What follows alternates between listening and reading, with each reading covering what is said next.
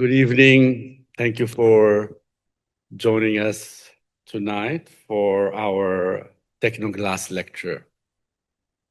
This is actually the 10th anniversary of the Tecnoglass series, and I would like to take the opportunity to thank our sponsors, Tecnoglass, who have supported us for a decade and allowed us to sustain this very intense, interesting series with speakers that we draw from an international pool to enrich the life and culture of our school. So given that this is the 10th year anniversary, we decided to do something special. Basically, we are bringing back to the campus some of our favorite lectures from that decade. So hence the metaphor of the mixtape. It's like the best of the Tecnoglass series, with the hope that we will see the trajectory of the speakers we brought here before, the evolution of their work, and talk about the history of their practice, but also the new trends and the trajectory forward. And we also this year started a new tradition whereby students actually introduce our guests. And we tested it last term. We loved it, and then we are continuing with this tradition. So now I'm going to invite Deja Dominguez to make this introduction. Thank you, Dean. Good evening, students, guests, and faculty. My name is Deja Dominguez, and I am a first-year Master of Architecture graduate student. This evening, I have the honor of introducing our guest lecturer, Jürgen Mayer H, along with guest discussion panelist Hans Schneider of J. Mayer H and partner Architekten for today's mixtape Tecnoglass lecture series. Tonight, we will explore Jürgen Mayer's 30 years artistic practice centered on simulation and stimulation in public space as a catalyst for cultural and social innovation. From a public bench that reacts to human body temperature to dynamic hubs for socio-cultural interaction, his work challenges the conventional boundaries of architecture. Jürgen has said, "With my work, I look to a future that arouses curiosity and is not defined by fear." His practice is deeply invested in this moment, a moment in which architecture becomes a way of testing how we live now. He asks questions like, how does architecture shift our perception? How does it shape our emotional reading of space? And how can public space be activated? He often describes his buildings as activators, forms that introduce new energy into their surroundings. As designers, we understand how materiality, form, context, and creativity intersect to shape these activating experiences. Tonight, we are invited to think beyond construction and consider architecture as a living interface between people, culture, and place. So, please join me in welcoming our guest lecturer, Jürgen Mayer H.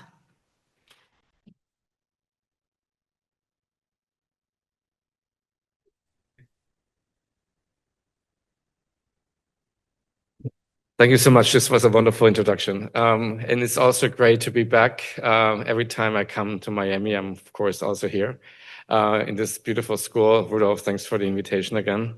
Yeah, many years, I see how the school changes and develops, and being part also of the advisory board is a very incredible, interesting reunion of important voices from academia and outside to help shape the education and move that forward. And that's always in flux and something that needs to be developed. So I'm very proud and happy to be part of that discussion, and also especially for this school. I would like to talk about public spaces because it's something that always needs to be redefined by every society, every generation, every culture. Public spaces come in different formations, in different financial backgrounds, in different economic situations. in different cultural moments.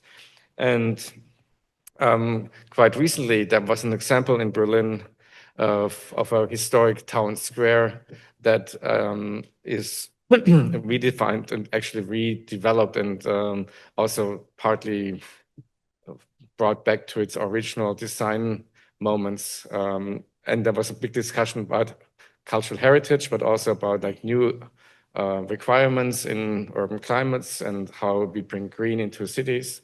So in that case, I would like to use that as a beginning of our conversation about public spaces. I will go through a couple of different projects from our office just to show you how public spaces also appear in different contexts of different programs. There's kind of public space basically everywhere, but I'll show you those in a minute.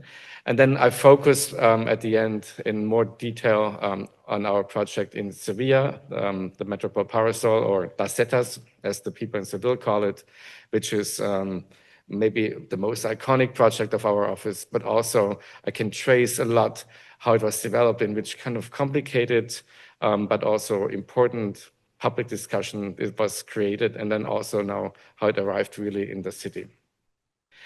Also, I would like to introduce Hans Schneider. He's one of three of us in the office. Andre Santer, who is the third partner, is not here tonight, but we run the office together, which I founded about 30 years ago, and still running quite successfully. So this newspaper article in the beginning of last year, when was that? March, yes, about a year ago, talked about this redesign and the renovation of the public space in the very heart of the city.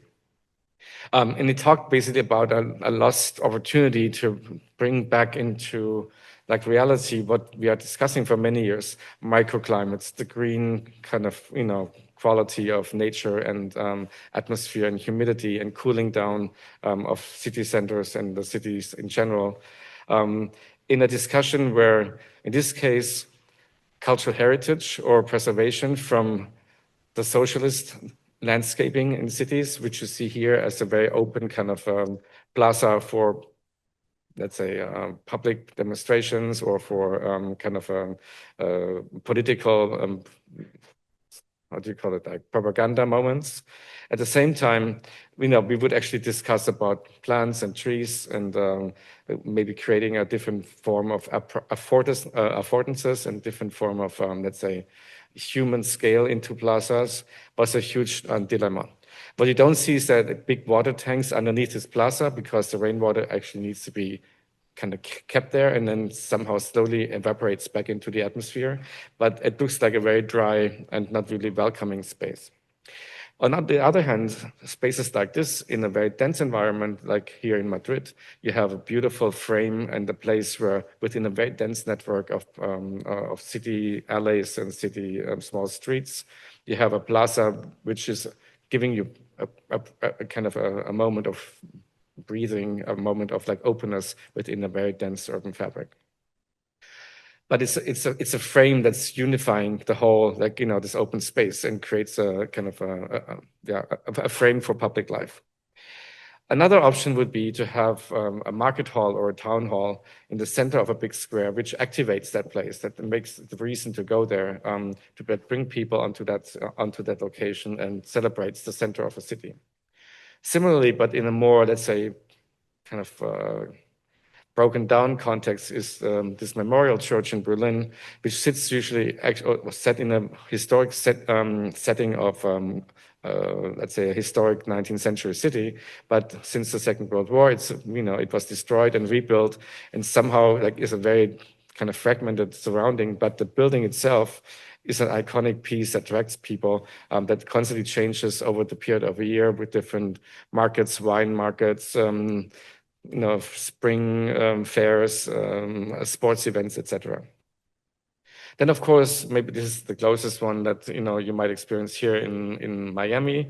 The beach is a very important public space. In this case, here Rio de Janeiro, it's of course maybe the public space par excellence on the beach. In this case, it was the moment when the Pope was giving a talk and was visiting Rio de Janeiro.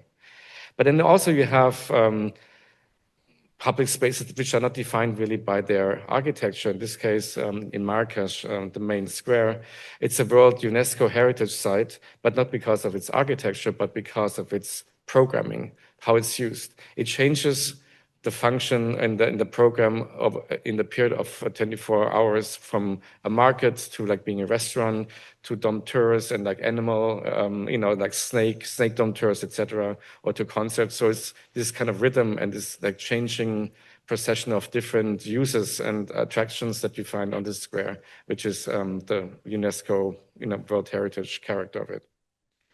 But all of the ideas of like public space or downtown and like, how we are really celebrating our urban fabric is in question since we have online shopping. And this is something that we really experience in Germany quite a lot. Maybe in the States, it's a different context. Shopping malls maybe are going to disappear because everything now is mail order or is, delivered to your house. So this will actually have an effect why you go outside and meet people or like see people on the street. You don't go anymore to do shopping. You go because you want to be seen, because there's a different kind of attraction. There's a different kind of affordance that makes you be part of society, part of a communal setting, part of an excitement to live in a city. So I show you now a couple of projects from our office, public space in relationship to either mobility and infrastructure, or mobility and waterfronts, waterfronts and public space, or city centers and public space. So one of them is a competition for a small airport we won in Denmark, in Sonderborg. The airport has now 5 flights a day. They will go up to maybe 30 flights a day, but it's also a very central part of a small airport within the Scandinavian context. So it's important for Danfoss, which is a huge company like Siemens or Bosch or General Electrics, and also for LEGO. They all need their business planes there, but also there's a really important, let's say, cultural context which needs to be connected to Copenhagen and to the world. So to build an airport, and at this point they only have, I think, 8 employees. So they do everything from check-in to security to luggage to cooking coffee, for the lounge. They want to make the airport not only as a place to travel, but also as a place for, as an attraction, as a place to go there to experience something. And one like small detail would be like having a roof terrace to like see the planes, because that area is famous for family vacations in summer. So from Germany, even like from all neighboring countries, this is a very beautiful and easy family vacation. So going there with your kids would be fun. Maybe having a restaurant, a spa, all this is like part of the discussion, how to combine the airport, which is just a regular like airport to fly in, to fly out, to make it also a destination beyond just this couple of flights during the day.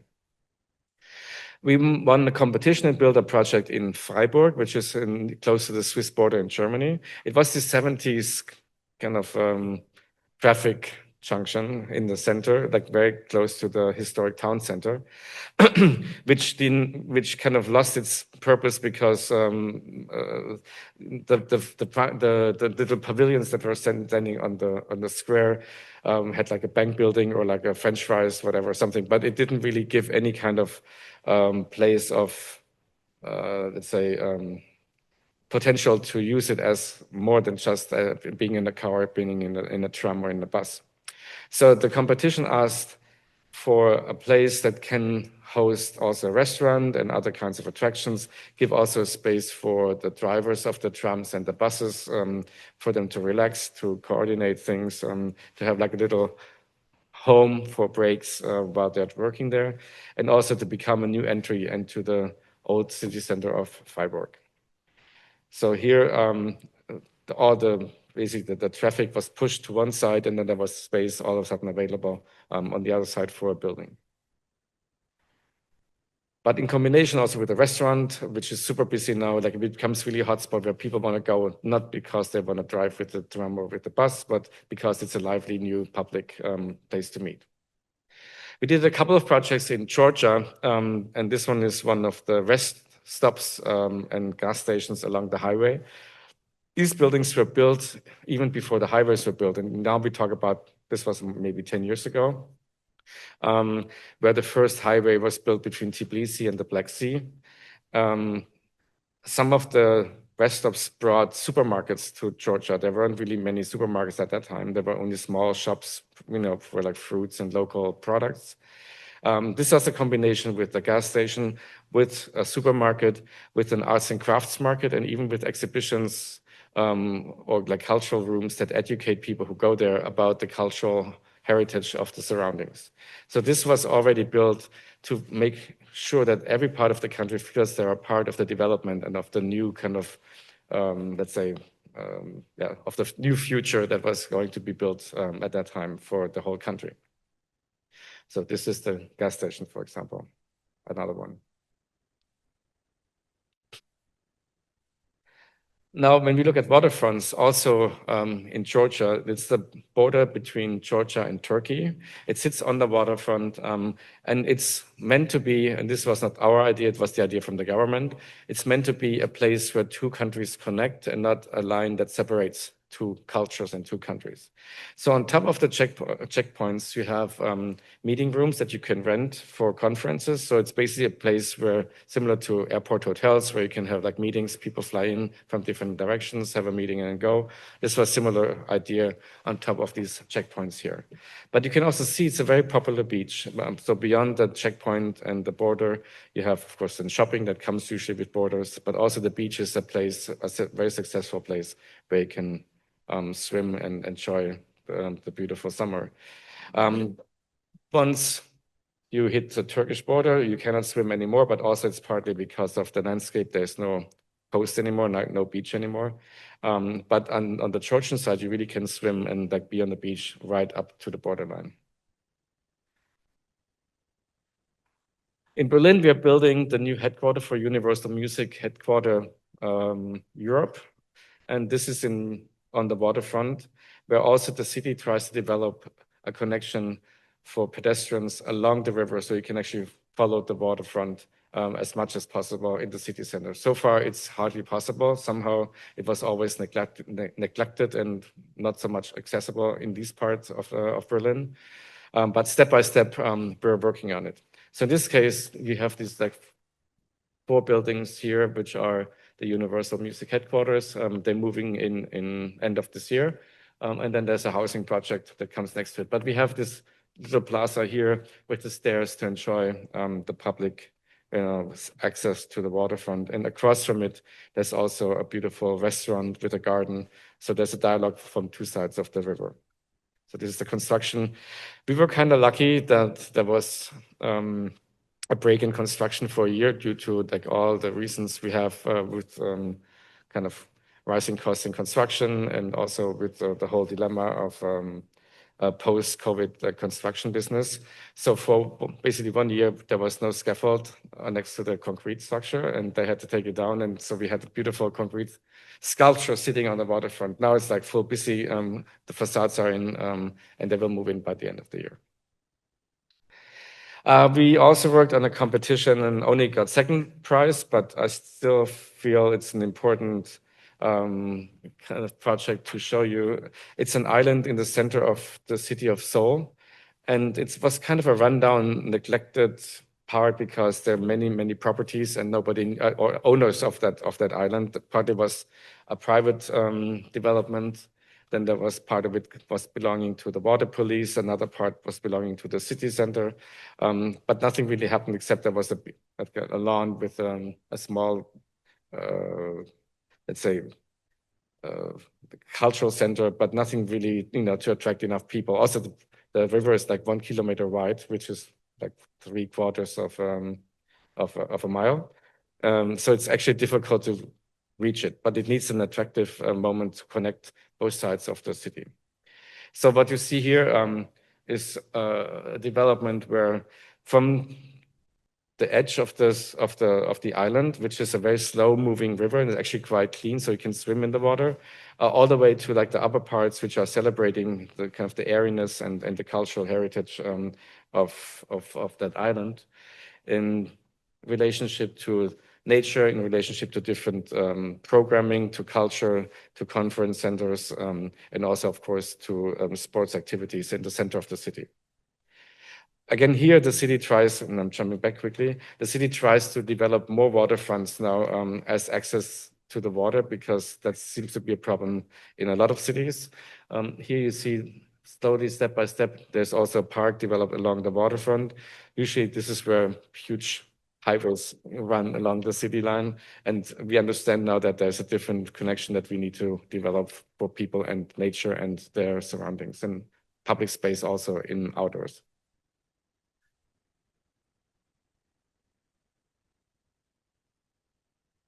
And the more you create let's say, a space that people want to explore, and they feel like, they're elevated by an experience of like otherness, surprise, a different kind of world, which is outstanding compared to like the rest of our cities, then also architecture really brings to a positive factor in, let's say, appropriation, identification. Like, it's kind of building addresses within, or places within, a city fabric that are part of the mental map and the orientation that you navigate through the city.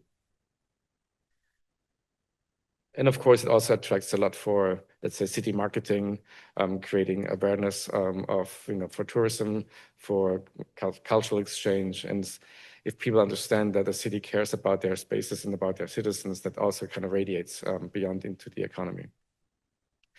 When we talk about city centers, this was a project we did for Times Square in New York. It was temporary, meant to be there for 1 year. And in the end, it was there for like 5 years. We developed these 3 little seats, actually big benches, X-form benches where people could sit. And the idea was that it kind of has different relationships to the city center and to the place itself. You have the intersection of Broadway and 7th Avenue. You have kind of a nod to the seedy history of Times Square and 42nd Street. There were all these porn movie theaters called, XXX, best porn in town, whatever. So this is like a history that is forgotten. Now it's all about shopping. But this was kind of a nod to that kind of memory. And the geometry itself of this kind of X-shaped seats helped already to get people in touch with each other, because you had to negotiate who can climb in, who can stretch out their legs, and like who can sit next to each other. So just by like the shape of these loungers, people needed to talk to each other, and they were busy basically 24 hours, sometimes more at night than during the day, because that's when Times Square gets really busy. Within that context, that is now only basically shopping. They had to put up even signs saying no longer than 20 minutes. Other people want to sit down too. So that was really kind of a big thing. Also in Korea, a high-rise we are working on. It's a combination of cultural spaces in relationship to K-pop, because that's very close to where K-pop was founded by this marketing agency. Then we have some shopping, of course, because that's Gangnam, and that's one of the most expensive streets in Seoul or in Korea. And then we have housing on the top. But in this case, we have public spaces that are also like on different levels. When you enter on the ground floor, you go down into the cultural space about K-pop and performance space and K-pop museum. Then when you go up, you have like different elevated public spaces all the way to the top, where you have a roof. I mean, not top, but like the top of the base of the building. So there's a kind of a 3-dimensionality of public space that is quite unique, and always in relationship, of course, to, let's say, some comfort, some food, some attractors, a performance space, etc. Also in, I think, courthouses, in this case, it's in Belgium, in Hasselt, we developed a building that is in relationship to like the Hasselt history. Hazelnut trees, that's where the name comes from, is in their logo. So we refer to that one as a sculptural, let's say, development of that building. But also it was important that this idea from the outside also goes into the inside, into the foyer space. And you understand that is an idea that kind of works through the whole building, from the seating all the way to the facade that you see on the outside. Our first project was a town hall in Stuttgart on a former American military base.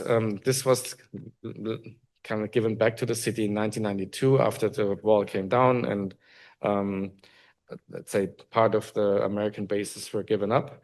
So we built a town hall which was kind of bringing together all kinds of functions of a town hall, from a public gallery space to, of course, administrational offices, the city library, a music school, a communal building, a communal room, and etc. Like kind of a mix of different programs compressed into this one building. And at that time, we also developed the city square.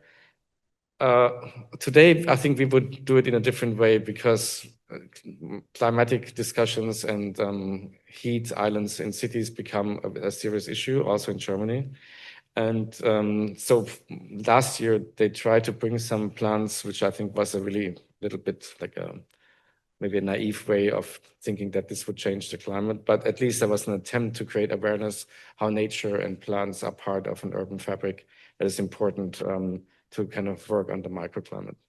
But what we did at that time when we built it was already some kind of connection to natural elements in our light installation that we built in front of it. So you have these light wires coming down, projecting a light point, and they were moving with the wind. So the wind was kind of animating nature with these light poles.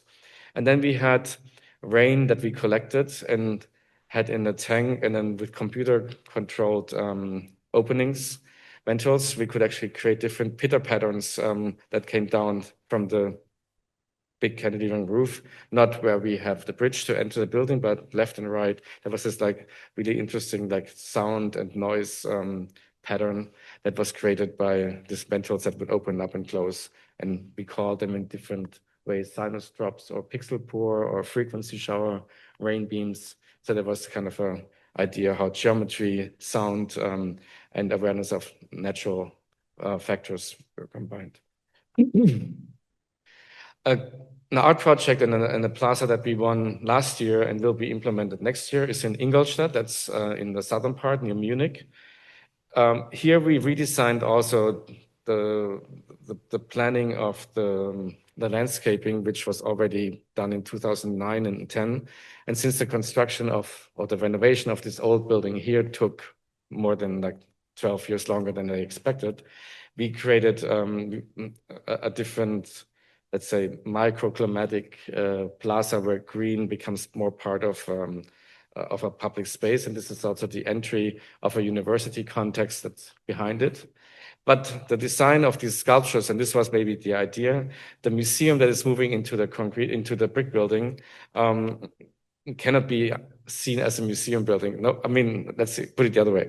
The director of the museum was unhappy that you couldn't see it was a museum from the outside. It just looked like an old industrial building, which was renovated and beautiful. So they wanted to have some sculptures on the outside to indicate there's a cultural center, like a museum. So we used that kind of competition to not make just a sculpture, but actually redesign the whole square as a place that has much more, let's say, seduction and much. It's more than just a piece that you walk by, but it's a piece. It's a whole like, installation that welcomes you and becomes kind of the outer version of the museum inside. The shapes came from looking into the history of that building. It was a foundry for actually how do you call it? A foundry for metal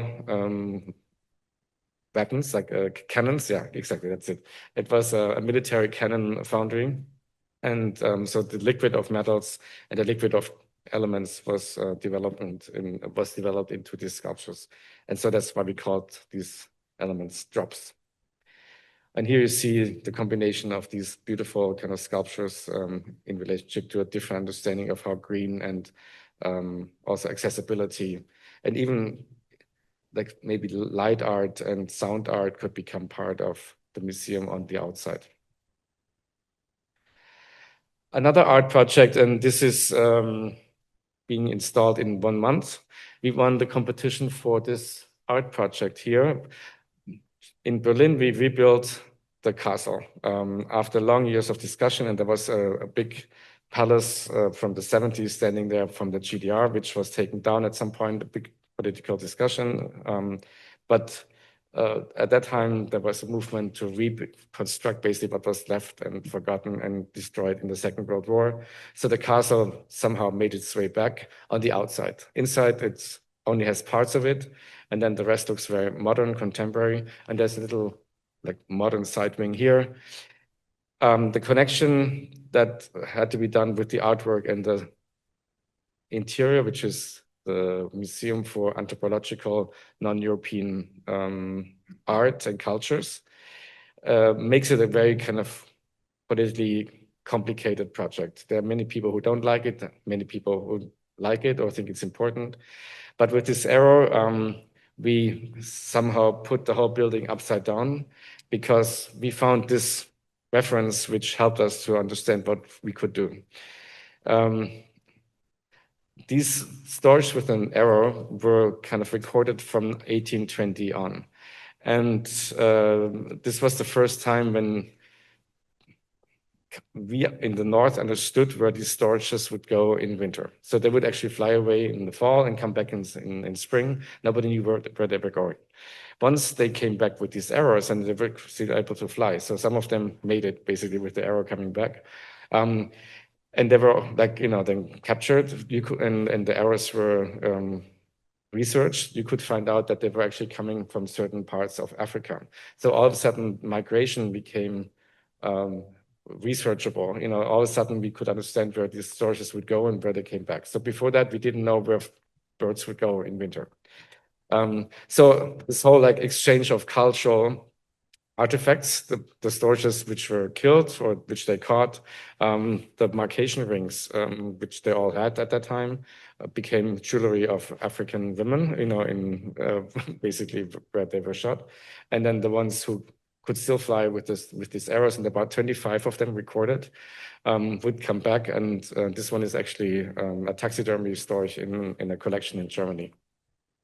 So the beginning of kind of migration, exchange of culture, the idea of like global south, global north, that's all kind of somehow in relationship to the collection that's inside the Humboldt Forum.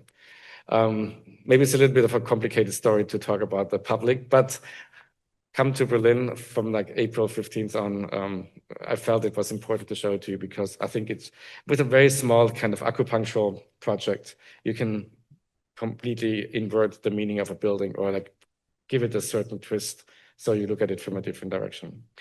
This arrow is called South Arrow. Every architect and maybe everybody else also knows that usually our mappings are in direction of north. So there's always like a north arrow, which says like, Antarctica is in the south and Arctic is on the top. In this case, with the south arrow, because this comes from north and hits towards the south, we turn the whole reading of our world upside down and at least give a different perspective for a moment. Understood? A little bit. Okay, another public space, and then I'm getting closer to the Seville project, and I think then it's like more to develop and understand how something like this has an echo from the very first idea all the way to the end. This was a pavilion, a temporary pavilion for the 300-year celebration of an important city in Germany called Karlsruhe. Karlsruhe is famous because it has this kind of perfect urban planning from the 18th century, where this was the central castle, and then there was the forest, and all these radial street kind of cuts through the forest would help the hunters to see where animals were running once the dogs were running through the forest, and they would actually move them. So it was kind of an idea to know where they need to go hunting, in the forest. The forest doesn't look like this anymore, but this is kind of the iconic image that every person from Karlsruhe and everybody in Germany knows when they think about Karlsruhe. So we took this kind of radial, like this grid, which just shifted and this radial shifted into an architectural project. This was a timber construction, but also at the opening night, it was used for 450 events during the summer, from concerts outside, inside. You could walk up on top of it. But at the opening night, it even radiated into the sky. So this was one image from the park looking at the castle, and behind that we built it. Or they had even fireworks, and this was the whole city at that night. So the whole understanding from the early city planning to the building and then back into like basically the universe, this was like one design idea on many, many levels. One other project that we are working on is in Munich. It's a new development on a former concrete factory. And you see the extension of the pedestrian walk all the way up the ramps and the to upper terraces, even then with the view to the Alps that you see in the back. It's a cultural component, that like the ESG component of this new development. There will be like 3 high-rises, there will be offices, even housing. But this is the one that has cultural spaces, that has meeting spaces, conference rooms, etc. And so on different levels, we just take this very narrow pedestrian street. You see the whole development. And this is our building here. So it's actually a tiny building in comparison to the overall scheme. But we create certain moments of, let's say, identity, or certain, let's say, moments of attraction, like this kind of "you are here" dot, where it can be a light sculpture, it can be something where you can climb, putting it, up with signs that show you different programming inside the building. So it's kind of the place where the whole new, let's say, that little quarter of the city comes together and locates itself. And here you see the different variations where this very light structure can be developed into different scenarios, again, according to different moments of the year, special events, etc. From a light information sculpture to like a little fog, microclimatic installation, etc. Now, we all, of course, as architects know that there's an idea that you have, and then there's a reality that comes later. I'm just running through a couple of images that I found on the internet, like on Instagram, where, this is basically what we do or develop, and this is then the reality that people get. And so this is kind of the disappointment from somebody who has maybe high expectations onto how our future could look like. In this case, somebody who runs this Copenhagen ugly Instagram account. And then again, in different scales on different levels. But we understand this is, architecture is something that goes with, has to be developed with many, many people. The architect is one person, there's the developer, there's the client, there's city administrations, and there's the people who have to live it actually also. So it's not somebody is like the one who causes the problem. It's a common achievement if something gets good, and if people like it, and if you feel comfortable with it, and if it actually improves the life in the city.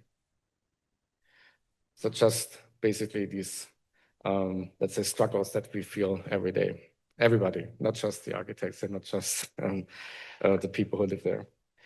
So now I'm jumping into one project for the rest of the lecture, and I'll show you how this kind of idea and hope that you create in designing a project then turns into reality, and maybe even beyond and better than what you expected. So Metropol Parasol is maybe the most known project from our office. It's at the very center of Seville, on a site which was former the market, the food market. It's the largest timber construction in the world, or timber building. And it's also kind of at the forefront of timber construction. It was built in 2004, not the competition of 2004, and it was inaugurated in 2011. At that time, timber was still like a new medium, or again, a new medium in architectural projects. Now it's basically, almost standard, or let's say supposed to be the material to use when you think about new construction in offices and housing anyway. So in the very heart of Seville downtown, you find this Plaza de la Encarnación. And this is the downtown part. The southern part is quite developed, has also the castle, the town hall, the bullfight ring, which is this one here. This is the Alcazar garden. This is the cathedral. The northern part was kind of shady and not well developed, not really dangerous, but also not a place where people would like to go. So in this very dense city, you have some openings, which are the plazas, and this one was one which was the food market. Now Metropol Parasol sits there as an object, as the kind of the heart of the city. On different levels, it has different programs. There's archaeology, there's a food market, there's a platform, there are restaurants, and there's, of course, the panorama deck where you can have a beautiful view of the city. This is also where the city was founded. So by excavating for a parking garage before the competition happened, there were a lot of Roman ruins and mosaics found, which then turned the site into an archaeology museum, or let's say a window into the history of the city. But you see, all the main streets were kind of coming together on that spot. This was a situation when the competition was launched, just before the city wanted to build a parking garage, because cars were still, part of the city at that time. And after 6 meters, they found all these Roman ruins. So that's when everything was stopped. And the city tried to understand what is this chance that they have in the very center of the city to create a window into the history, and developed everything, researched everything. You see the lower parts where the buses are turning around. So this was the end point of a bus line, the only public transportation at that time. But this was the situation until 1950. So there was a food market in the very center. The city grew up very much after the Second World War, so they had to move the food market outside of the city center because it was too difficult to get in and out. And so part of it, which was the southern part, was taken down to create this endpoint for the public transportation. The northern part was still there for a while, but then also taken down. This is how it looked. And today, I'm sure everything would be done to keep everything alive, but this was 1970. So it looked like this for almost 30 years. And when the competition was launched, the brief was basically quite open, saying, imagine what is a public space in the 21st century? How do we use the city? We need some program for market, a little bit of parking, but basically it has to be an ideas competition for like, what is the future of our public spaces? So by looking at this, and there were 2 reference points that I showed you earlier, or this one at least, were in my mind about like having an attractor and having some kind of, let's say, anchor or magnet for different programs. And this one is the church I showed you earlier in Berlin, a ruin, part of a ruin, like a historic fragment from this, a ruin from the Second World War with like 2 new buildings. But this is a church that constantly attracts different program. And this one is, for example, the historic context, but this building I showed you before with this program around the market, or even like, there's a lot of like sports events, even in the very center of a shopping area. But the other reference was the Mies van der Rohe Nationalgalerie, like the new National Gallery, but this beautiful grid roof is hovering above your kind of landscape, cityscape around you, and you have this beautiful view around it, but it's this kind of like neutralizing grid that sits on top of you and gives you a certain space that is open for like, different uses. So somehow these 2 indicators or reference points were trying to kind of struggle with each other to create our proposal. So this was the plaza again as a starting point. So we looked into different shading devices. Also, summer in Seville is like really hot. The first idea we had was spring shadow as a material to that place. So this is what we developed. We worked on different geometries, different ways of creating this kind of shadow.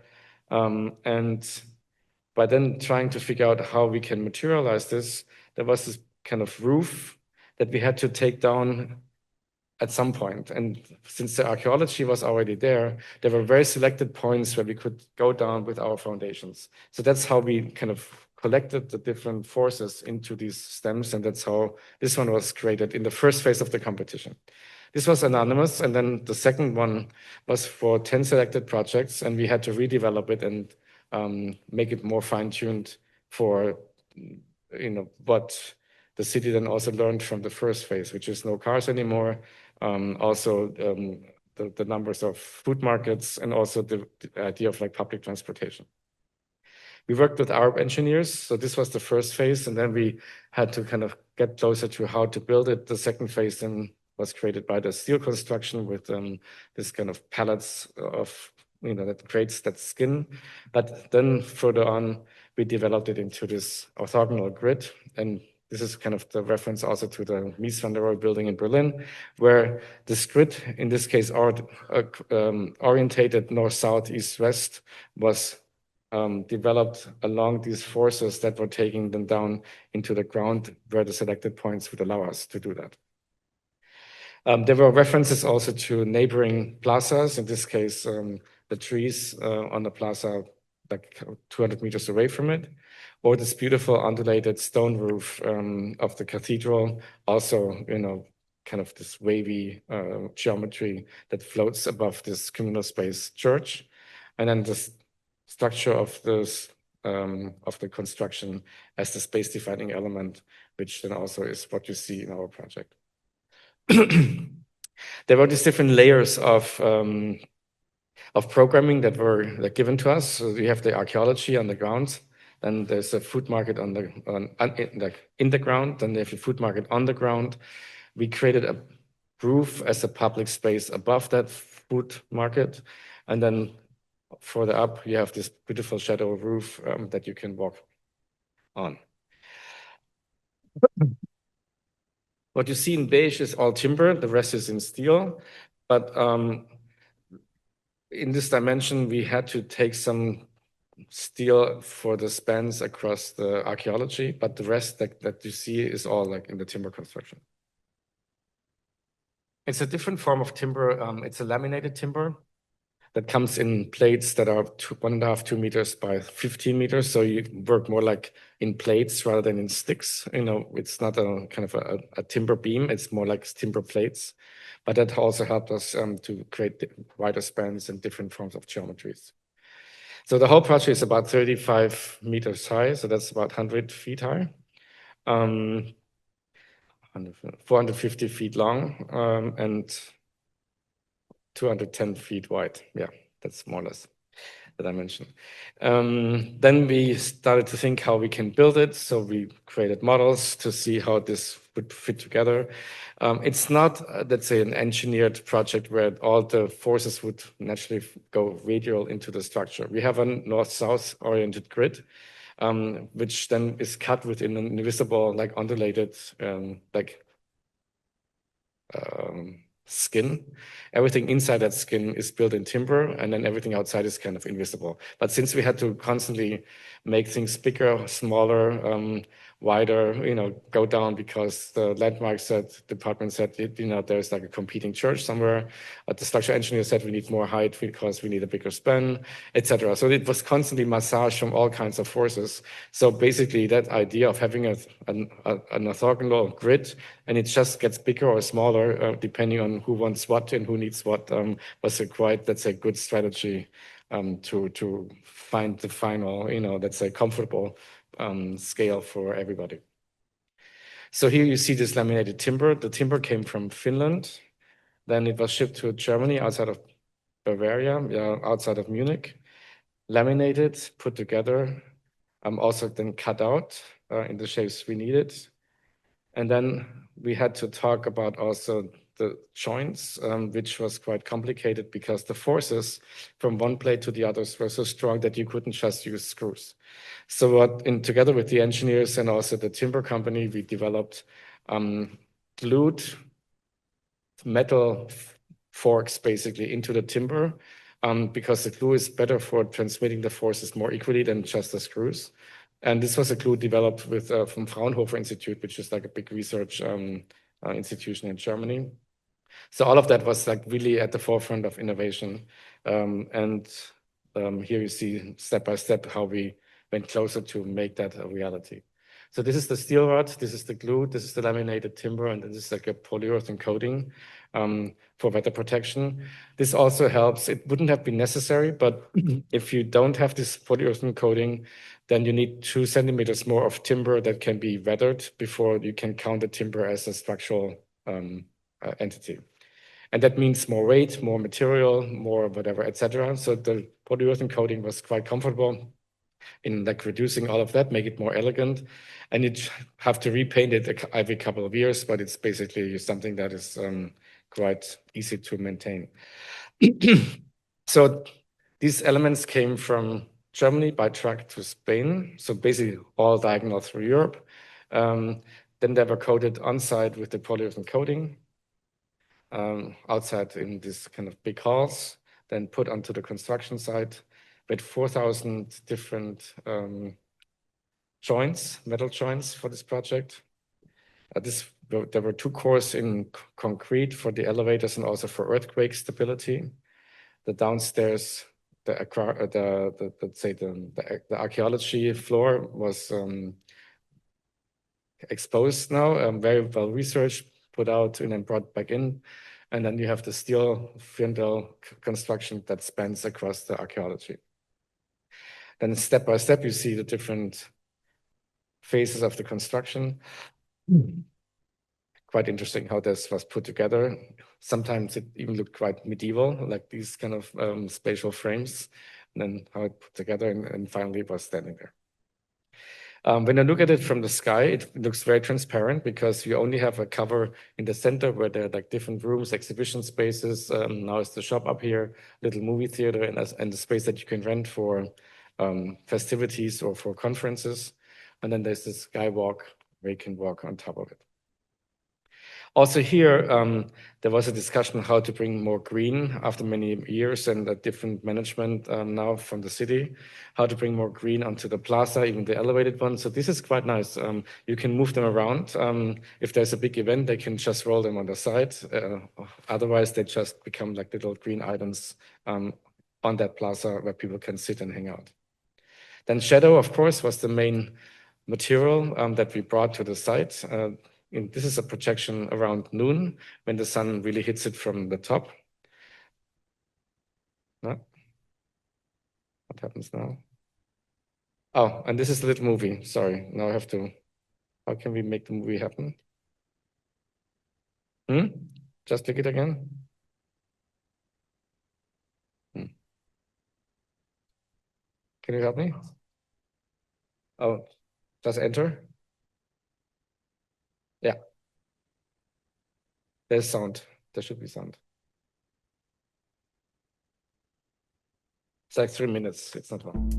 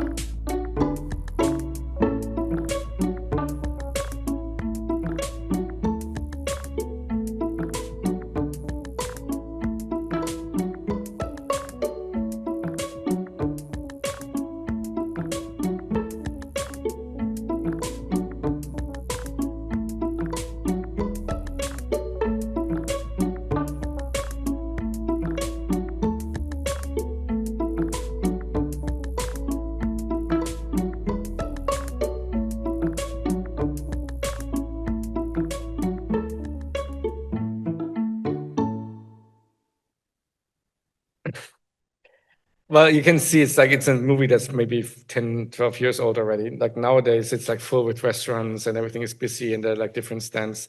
But it shows like this very moment when it just became part of the city. So that's beautiful. Going back to the shadow, this is a shadow at noon. So you see also the shadow really animates the plaza. And this is a couple of hours later where like these groups now all of a sudden like hit also the building in a different way and creates these beautiful undulated spaces, shapes and shadows. Then when you go back up on the roof, you see how it changes the night experience. And this is something that was installed like 10 years after the opening because there was a plan to do that. But in the beginning, there was no money and also technology maybe was not really there at that time.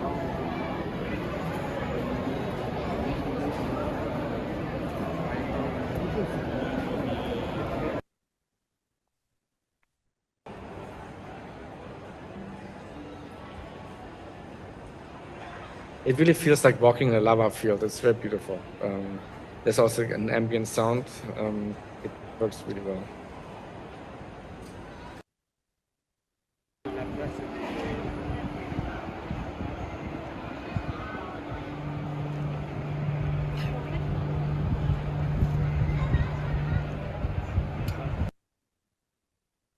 Okay, I think one more.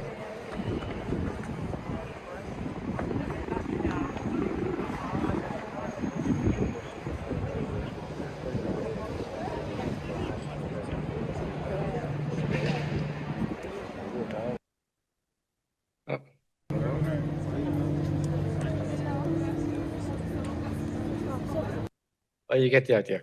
It's really changes, with the sound, it gets more intense over time. So you have to go there when you're there, like it's sunset. That's when it starts with little sound, ambient sound, and it becomes more dramatic step by step. It's very successful. It's like the point where everybody wants to take the same picture. And from the night sky looking down, that's how it looks. But now I want to show you how it really kind of arrived in the city. It was part of the city marketing very early on. Also, it became part of the new, let's say, awareness of the Semana Santa, which is the Catholic week before Easter, basically now in 2 weeks or 3 weeks. The Catholic Church was really one of the big enemies in the beginning, and now they love it because it's the perfect place to see their processions. Also, like schools build their little, Christmas cribs based on it. This is the Semana Santa. This is when these huge floats, go through the city. A lot of people watch it. Here you see it. These are the floats. And with the stairs, this is the perfect place to actually witness and become part of that magic moment of the city. Then you have different events like flamenco festivals, even political demonstrations happened there. And this was in 2011 when the project was just basically finished, when all Spain discussed about the future of the country and about the future of their society. And even one party made it their logo as the new development for a new generation. At that time also, the Parasol became organizer of how this demonstration or this kind of movement was organized. So one foot became the kitchen, one other one was the Wi-Fi zone, one third one was basically where you signed up for workshops. So that was quite interesting. But then there was, of course, a lot of like fashion shoots there. New Balance felt they were inspired by the project and showed their new shoe. A lot of, let's say, inspired offsprings also. Car industry liked it for different advertisements from Mercedes to BMW to Volkswagen to Renault, etc. It happened to be in a lot of movies and music clips. This was an Indian Bollywood production. This was Beatrice Egli, like a Swiss singer. Then it also worked for hip hop, and it worked for cheesy Latino pop, so everything was possible. And also, Miss Spain wanted to become Miss Universe and tried to look better and have better chances by being photographed up on the Parasol. It works on social media apps, dating apps from all kinds of genders and goals. And for some, even just having the Parasol as their profile picture seems to give you better chances on the market. It also works for sports events, and this is kind of the link to the picture I showed you earlier in the Berlin church, with this the paddle or like baseball and what was it, basketball? No. volleyball concourse. Then sports events like to be there. Red Bull had like a bike tour that was shot there. Lindsay Funn was there when she had to give a sports award to, I don't know, it was like some kind of TV, I think, award ceremony. And also Sevilla, the big famous football club in Sevilla had their like annual photo taken in front of it. But it was also named Lonely Planet's Best Place to Travel in 2018. And even last year was on the cover of a book about experiences in Spain, also by Lonely Planet. So here even it stands for the whole country as a place to explore. So if you want to go to Seville, you can also fly now with EasyJet, which makes advertising with it, or even Wizz Air, which also uses it. This is an advertisement in Rome with the Parasol for flying to Seville. But of course, then now there's also like a counter movement where you have demonstrations against tourism, against Airbnb, against kind of the climatic problems that tourism and flying creates. So last year there was a big demonstration when the world met there, or at least the European leaders met there in Seville, and Greenpeace kind of captured and occupied our project to demonstrate against, let's say, climate problems and for a better world, like by being awareness for climatic issues. Spain, and this is basically my link now to the climatic part again. Spain now offers even like climate shelters in summer because of the heat. And so the heat is a big issue, you know, that kind of became a discussion last year again with like all these extremes all over the world. And the project even showed up on the New York Times cover, on the International New York Times edition, where the project kind of stood as an example how Spain and living in Spain with like siestas and having like late night outs became like a different, let's say, culture in relationship to like dealing with hotter summers and a different climate that we have in cities. But if you don't want to go there, if you don't want to travel because you're taking care of the planet, you can have the project also when you buy an Apple Watch or an Apple Vision Pro. So Apple made an advertisement with our project when they announced, this was maybe 2 or 3 years ago, their new Apple Vision Pro.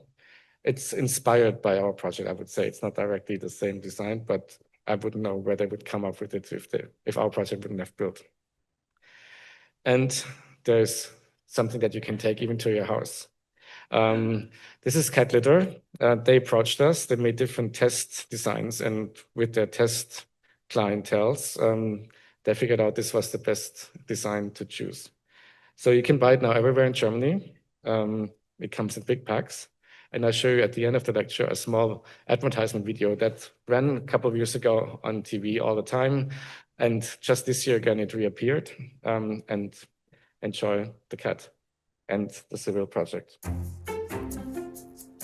Die Natur hat einen schlauen Weg erfunden, Feuchtigkeit aufzunehmen. Nach diesem Prinzip haben wir Cat's Best entwickelt. Die pflanzliche Katzenstreu aus technologisch veredelten Aktivholzfasern, die Feuchtigkeit und Gerüche aufnehmen und einschließen. Und so auf vollkommen natürliche Weise bis zum 7-fachen ihres Volumens binden.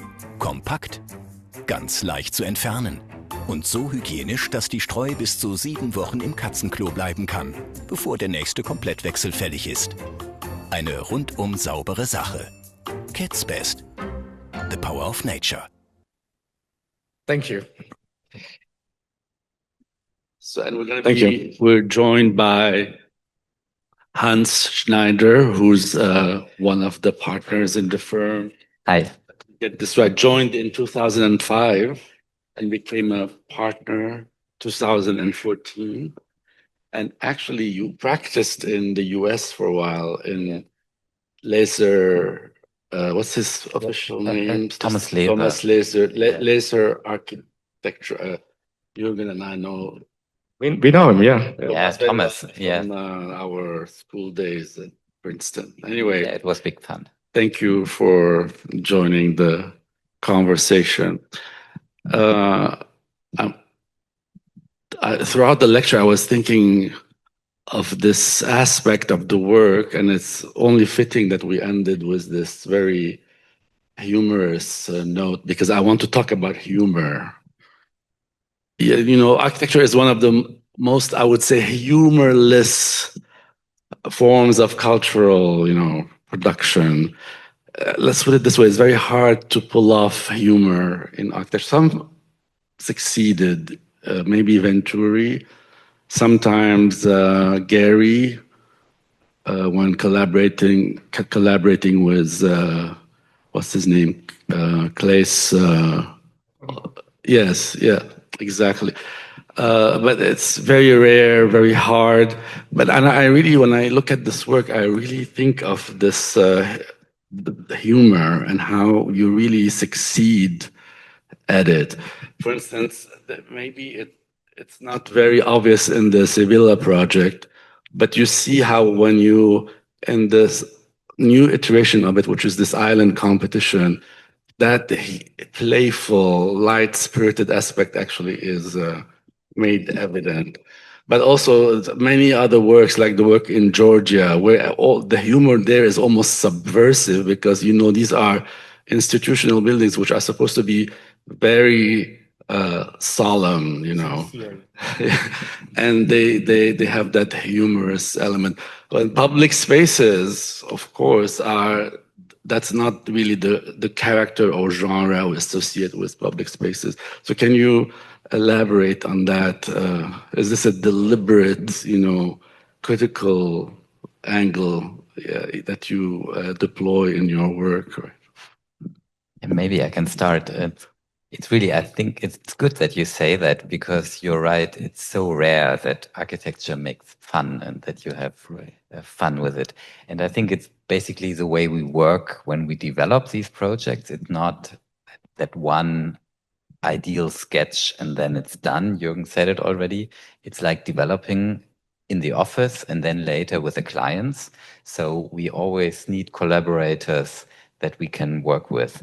And we always try to have fun when we work. And I think you can see that. And that's why the projects are also so complex, and they develop in sometimes ways we don't think in the beginning, because we really play with it, and we play with the design, and we play and we also play with sizes. That's maybe something you didn't mention, but what it's important to understand, that we really work on very small projects and very big projects on the same time, so that we don't, with big projects, they are so expensive, there are so many people involved. It's kind of hard to work playful on them. But when you have small projects, you can do that. And then with the same mood, you can work on big projects. So I think it's the way we develop projects that you can see.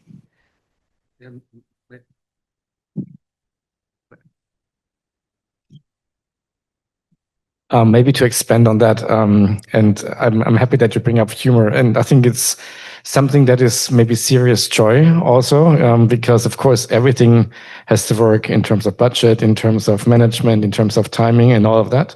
But I think we move the money where it makes sense, or where it actually does most.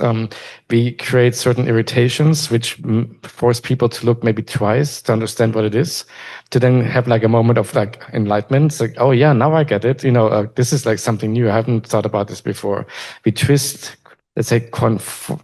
I don't know, like we twist norms. So we try to understand how to reread conditions that are taken for granted and find new potentials in them. And so this kind of moment of surprise is maybe what you call humor. There's a moment of surprise, which is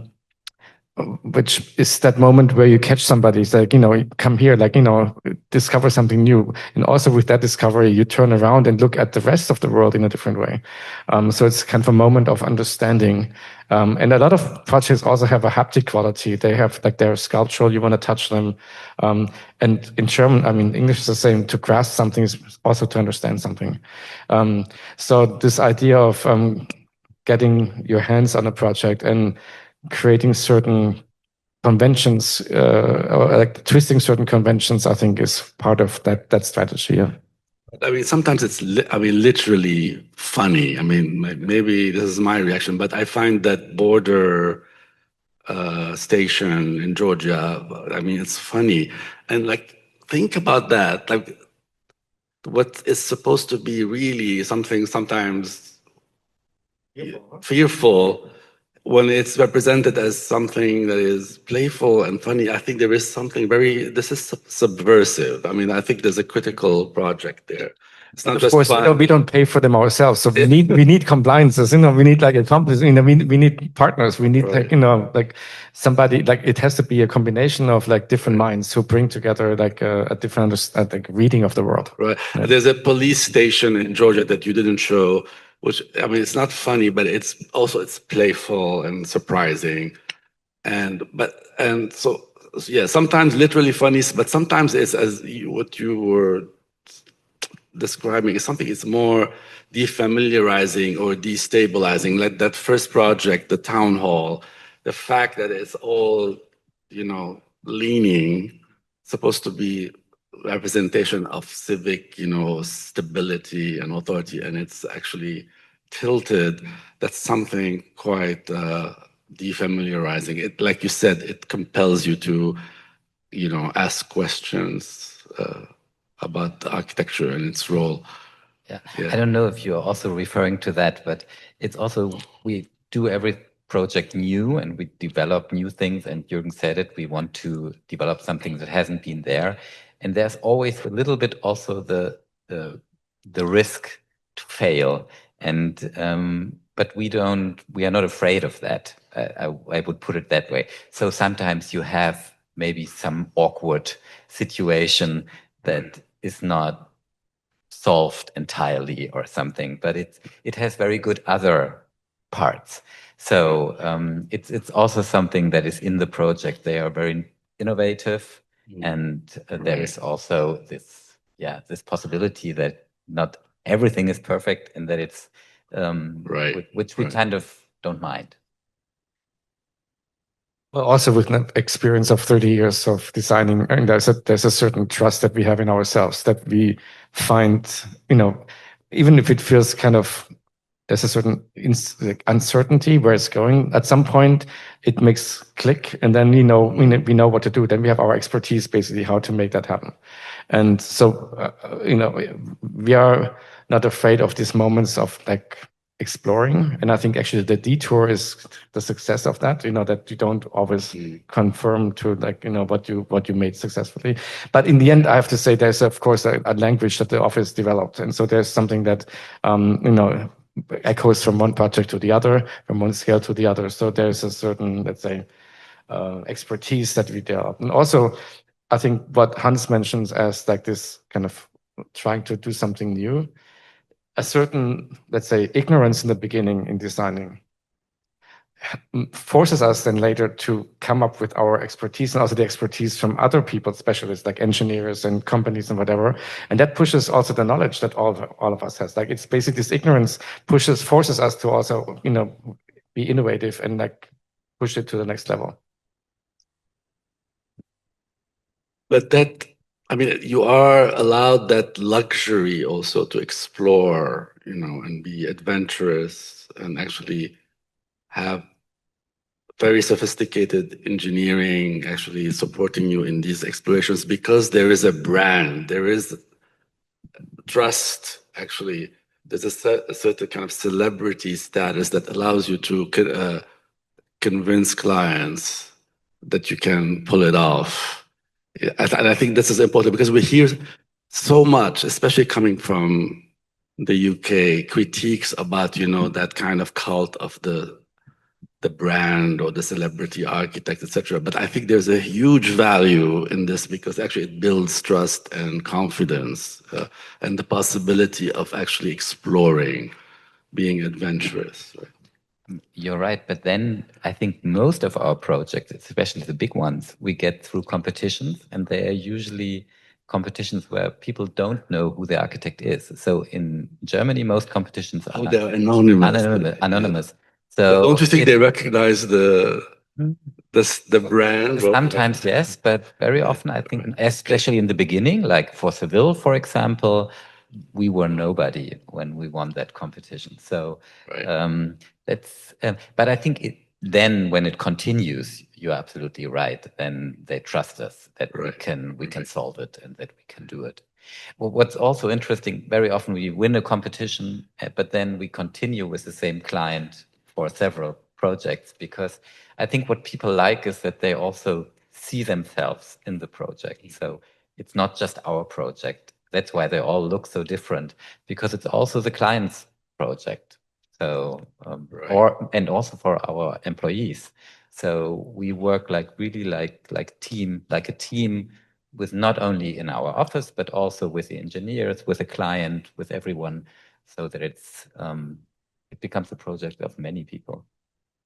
Well, another insight or contribution, let's put it this way, you make to the field, I think, has to do with your conception of public space, not as, the classic, definition, or the way we traditionally think about it is that actually it's the negative space, it's the neutral platform, it's the void, right? That is shaped by architecture. But what you propose is actually, you tell us that no, public space needs architecture as an object. Like, it needs to be objectified, needs to take shape through architecture, like the Seville project is the classic. Can you comment on that also, like this kind of the objectification of the public platform?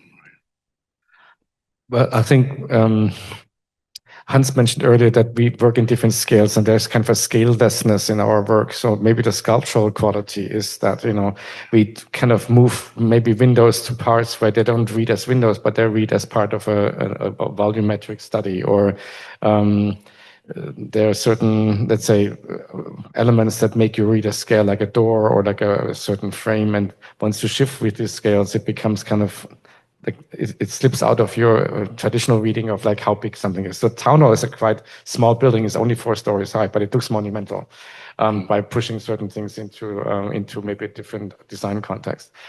But most of our projects really become quite economic successes for the clients, because they become an address, they become a place. People know when they say like, I live there, or like, this is my office where I work.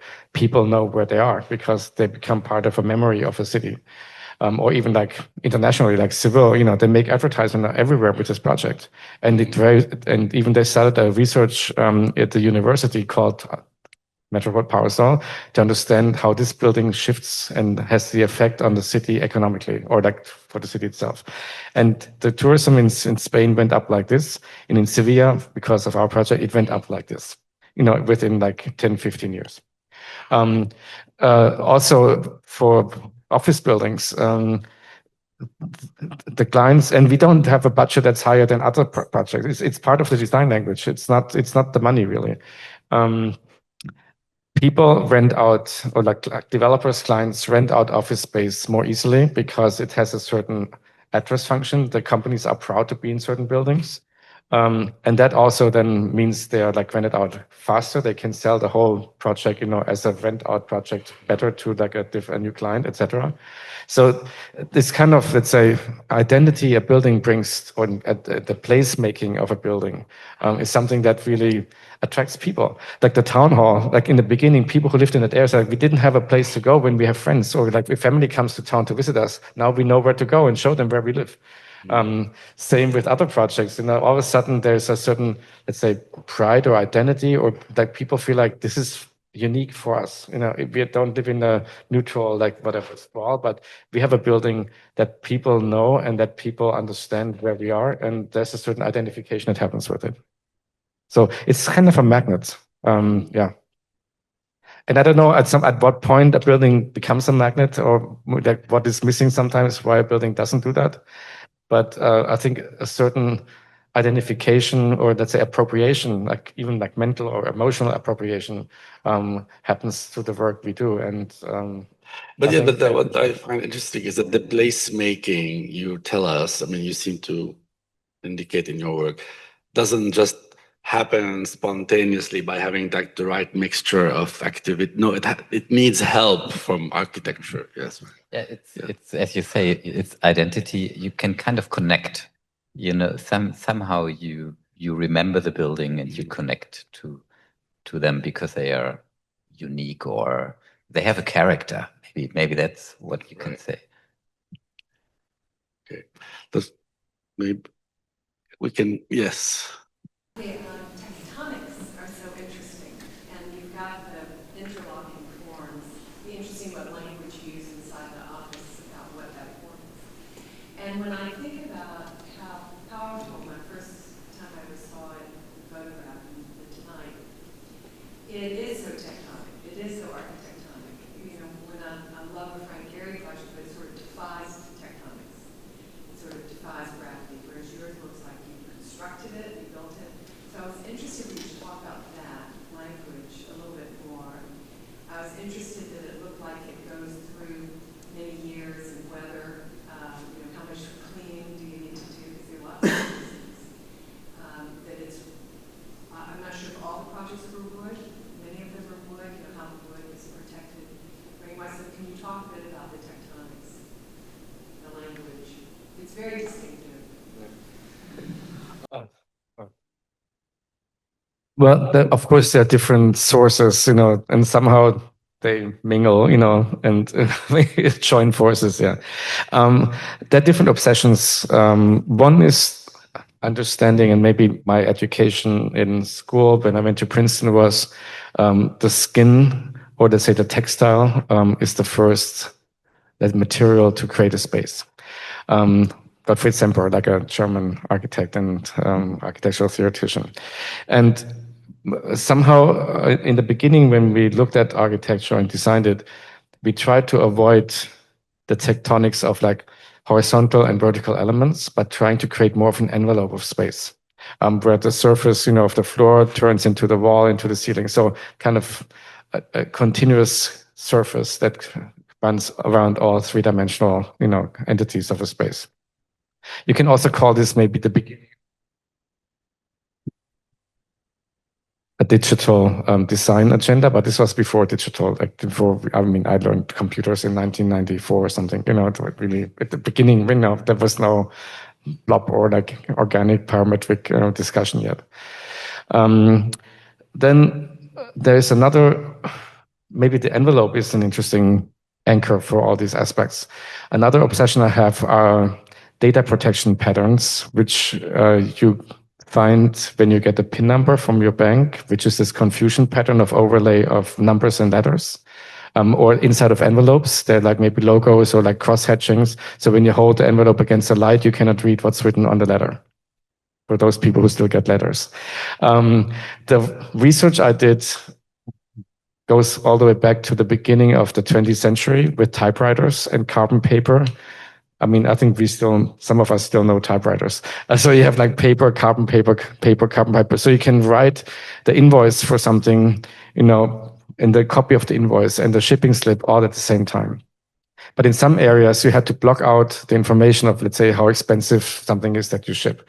So these parts were already pre-printed with like an overlay of numbers and letters. So when you put another number in, you don't read it, you know, or like another like amount of whatever dollars.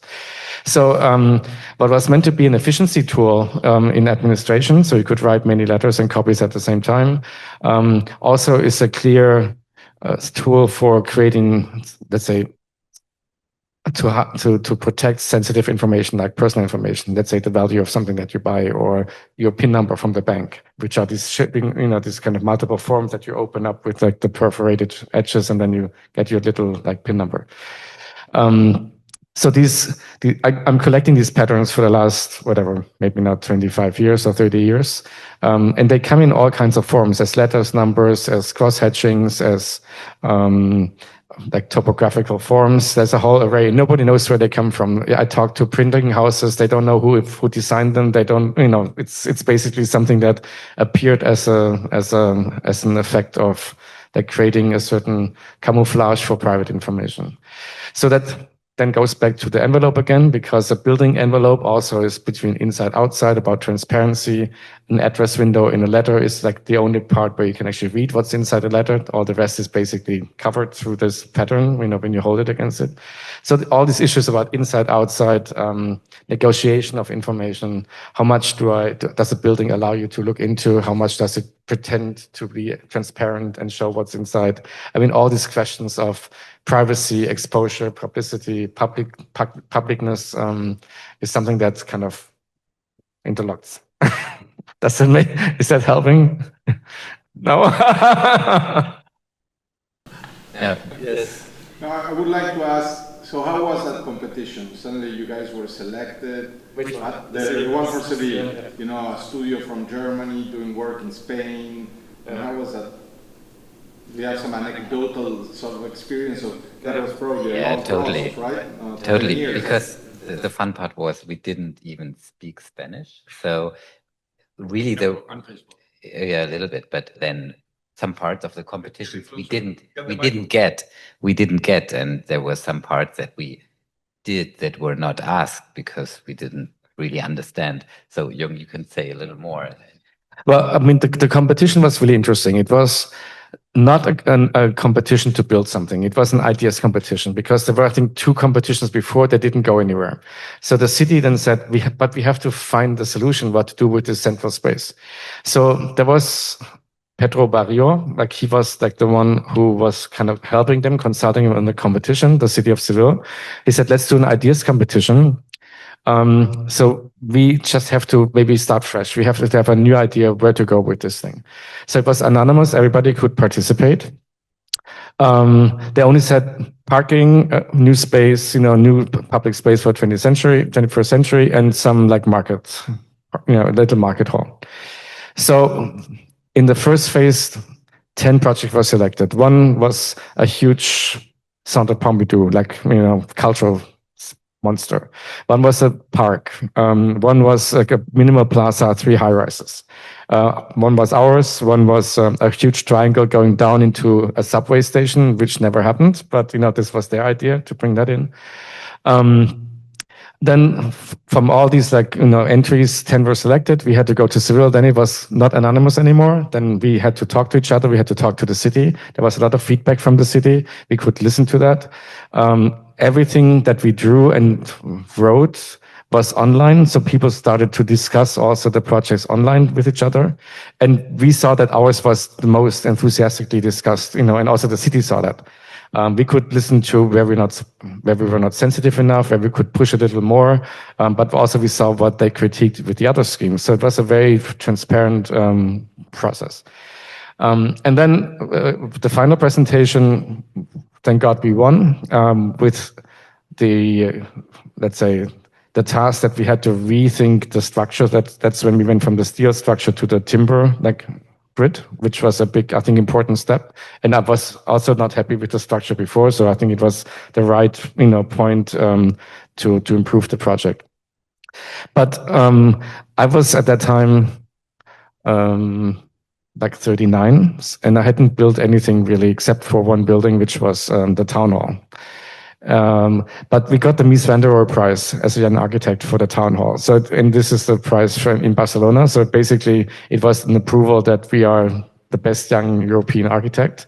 And with that trust, again, with that prize, I think the city trusted us that we could do that. Also, we teamed up with Arab engineers, and the headquarters was based in Madrid, but we worked actually with the Berlin office and then later on with the Madrid office. So we had a huge, you know, like engineering office on our side as well. So I think that's also how it helped us to then, you know, and help the city. But jumping back, it was an ideas competition. But then the city said, everybody is enthusiastic. Now we found a solution for this thing. It doesn't have to be an ideas competition anymore. Now we can build it because everybody supports it. And that's how it started very quickly. But that's true. I didn't speak Spanish at that time, and I still don't really do it. Great. Well, thank you very much. Thank you for the lecture. Amazing work. Thank you. Thank you.